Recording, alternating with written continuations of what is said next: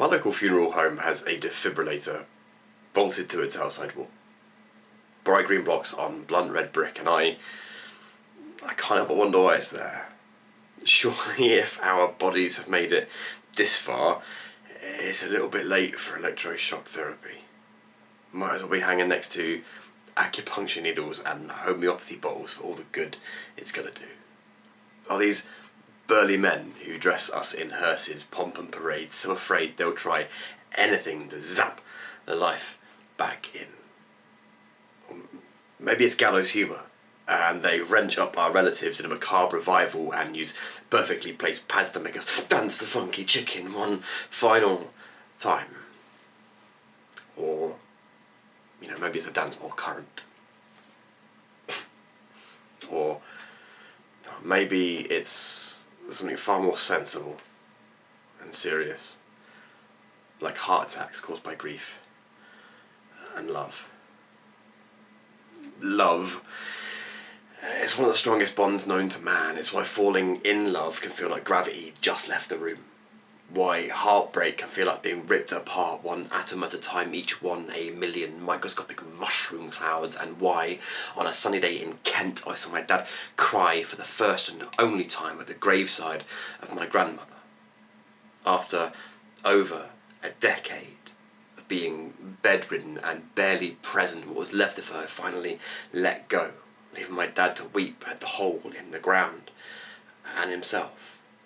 And why, after over a decade of military service, jumping out of perfectly serviceable aircraft, his Kevlar face cracked when he pulled me aside to explain if it was to ever end up the same, would take him on one last plane, and knowing he wouldn't pull a parachute, let him jump. I'm not man enough for that free fall, so I hope he forgives me when I unplug the machines and blow kisses across his face, or at least feel the wind. When I die, I want my funeral to be a vein full of morphine, a splash of water, a slap to the face. What I'm saying is, I don't want to die, despite my many attempts to prove otherwise, like the countless times I started smoking again, or the years I couldn't get off work unless I had at least 2 pints, or that time I nearly drowned because signs that read "no one under the age of 16 is allowed near the wave machines" actually read "challenge fucking accepted" to anyone under the age of 16. There are cuts that I have made that are not in my skin, and it is only by the grace of strangers that I stand here today able to smile at my survival, and I really do mean smile. So when I do die, because we all do have to die,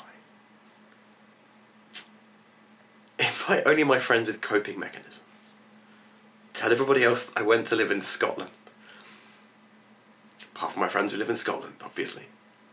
Tell them I stayed exactly where I was, locked in the limbo between heartbeats and bereavement. In fact, no. Do what you want at my funeral. It's not for me, it's for the survivors and those of us yet to let go. So,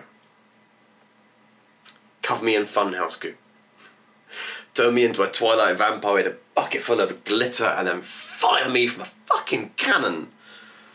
My only request, now that I think about it, is to make sure there is a defibrillator at my funeral.